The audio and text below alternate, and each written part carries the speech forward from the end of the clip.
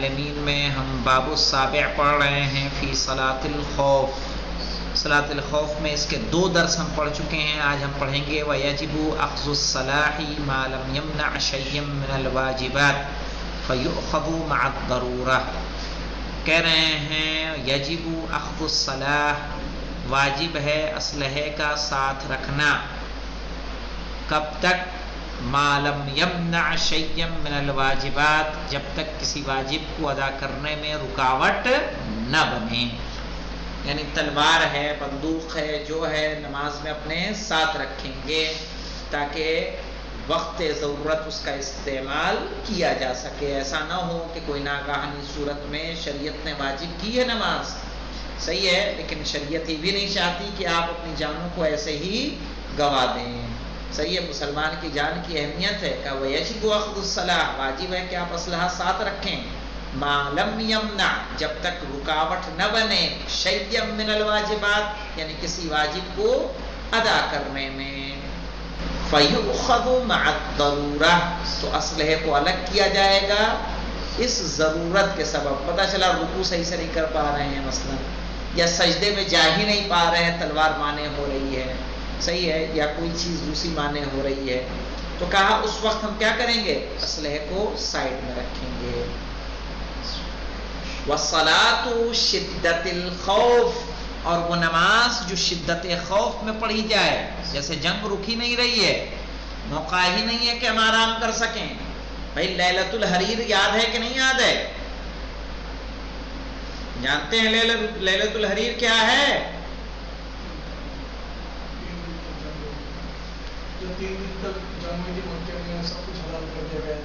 نہ وہ تو واقع حرہ ہے.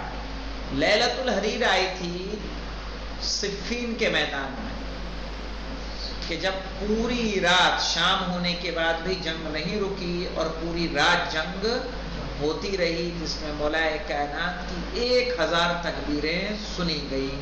کہ جب مولا کائنات کسی کو قتل کرتے تھے تو تکبیر بلند کرتے تھے. صحیح ہے، تو اب ایسے میں نماز تو پڑھنی ہے نا، جنگ جاری ہو ساری، بس صبح سے لے کے چل رہی ہے، کہاں رات بھر چلی، تو کہیں رکی جنگ. اب ظہر عصر بھی پڑھنی ہے، مغرب عشاء بھی پڑھنی ہے، فجر بھی پڑھنی ہے. کہا وَالصَّلَاةُ شِدَّةِ الْخَوْفِ، یا شدت خوف ہو، بحسب الامکان. تو کیسے نماز پڑھی جائے گی؟ بحسب الامکان، حسب امکان. جیسے امام حسین علیہ السلام کے لیے کہا جاتا ہے کہ آخر وقت میں آپ نے کیا کیا؟ سجدہ کیا ہے، سر سجدے میں رکھا ہے. ممکن ہے کہ آپ نے کیا پڑھی ہو؟ نماز عصر پڑھی ہے. صحیح ہے. کہا بحسب الامکان، جیسے ممکن ہو ویسے نماز پڑھیں گے. واقفاً، کھڑے کھڑے، او ماشین، یا چلتے چلتے. ماشین یعنی مشا یمشی مانے ہوتا چلنا، ماشین چلتے چلتے.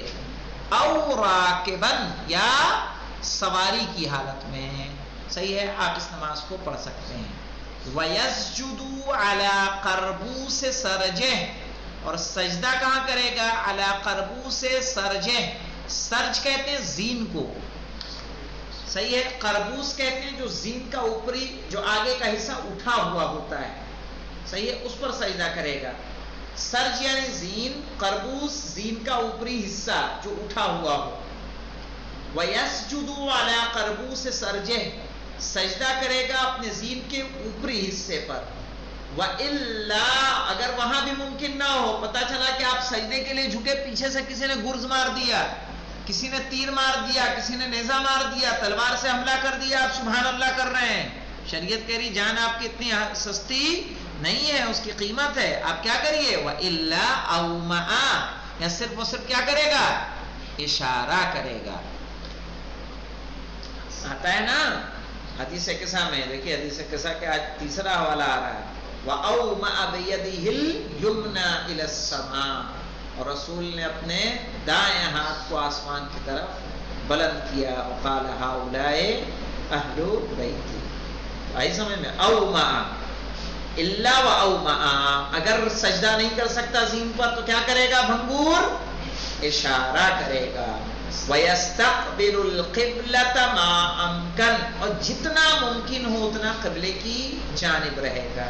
ممکن نہیں ہے تو کوئی حرج نہیں ہے کہ وَيَسْتَقْبِلُ الْقِبْلَةَ مَا أَمْكَنَ، اور مستقبل قبلہ ہوگا جتنا ممکن ہو. کیا مطلب ہے مولانا مستقبل قبلہ کا مطلب؟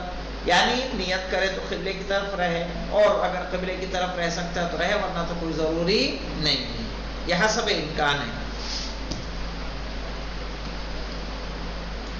وَلَوْ لَمْ يَتَمَكَّنْ مِنَ الْإِيمَاءِ، اگر اشارہ بھی ممکن نہ ہو. صحیح، مثلا جنگ ایسی ہو رہی ہے کہ فرقان تلوار چلا رہا ہے، اس کے مقابل میں ایک آدمی موجود ہے، اور نماز کا بھی وقت، نماز قضا ہوئی جا رہی ہے، تو اب ان کو نماز بھی پڑھنی ہے. تو اگر اشارہ کریں گے رکوع سجدے کا تو کریں گے، تب تو مار کے ختم چل بسے گا ان کو، ہے کہ نہیں؟ کیا کریں گے؟ وَلَوْ لَمْ يَتَمَكَّنْ، اگر اشارہ بھی ممکن نہ ہو من الایماء، یعنی اشارہ کرنا بھی ممکن نہ ہو، صلی بالتسبیح، تو تسبیح کے ذریعے نماز پڑھے گا. عوض کل رکعتین، ہر رکعت کے بدلے ایک تسبیح پڑھ لے گا. یعنی کیا پڑھے گا؟ سبحان اللہ والحمد للہ ولا الہ الا اللہ واللہ اکبر. یہ تسبیحات اربع ہے نا، اس تسبیح کو ایک مرتبہ پڑھے ایک رکعت ہو گئی، دو مرتبہ پڑھا دو رکعت، نماز تو قصری ہے، ختم ہو گئی. دو تسبیح پڑھے نماز ہو گئی. مغرب میں 3 تسبیح پڑھ لی، عشاء میں 2 پڑھ لی. قضا نہیں ہوگی نماز،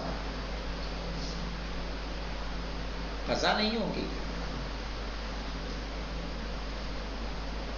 یہی آپ کا فریضہ ہے بس اس وقت کا، اللہ آپ سے یہی چاہتا ہے.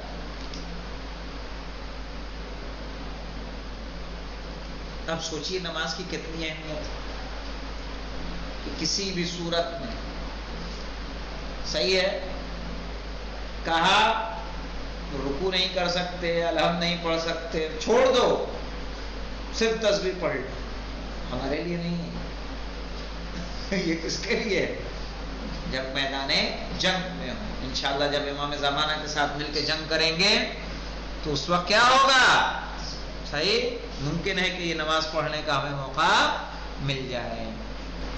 والموتحل والغریق، موتحل کہیں گے مولانا جو اس کو بولتے ہیں کیا جی، جو کیچڑ کا ہوتا ہے، دلدل. دلدل مولانا موتحل یعنی دلدل.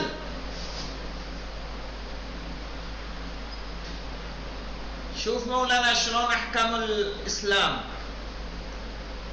موتحل دلدل میں پھنس گئے، پتا چلا بھنگور ہمارے، خدا نہ خواستہ، صحیح نکل ہی نہیں پا رہے ہیں. کریم منگائی گئی ہے، آنے میں ٹائم ہے.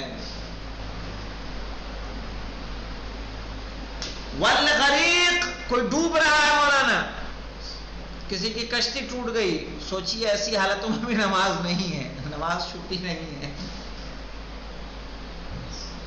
نماز کا وقت ہے تو کیا کریں گے؟ یصلیان ایماءً، نماز دونوں پڑھیں گے اشارے کے ساتھ. ہاں پتہ چلا آدھا پھنسا ہوا ہے تو رکوع سجدہ کہاں سے کرے گا؟ ہاتھ پیر، دلدل کا کیا ہوتا ہے؟ آپ جتنا ہاتھ پیر ماریں گے اتنا اور اندر جائیں گے. ولا یقصران الا مع السفر والخوف، اور یہ دونوں دلدل میں ڈوبنے والا اور پانی میں ڈوبنے والا مولانا، یہ لوگ قصر نہیں کریں گے الا مع السفر، سوائے اس کے کہ حالت سفر میں ڈوب رہے ہیں یا دلدل میں پھنسے ہوں یا خوف ان پر زیادہ ہو، تب تو یہ قصر کریں گے، ورنہ ان کو نماز پوری پڑھنی ہے. والحمدللہ رب العالمین.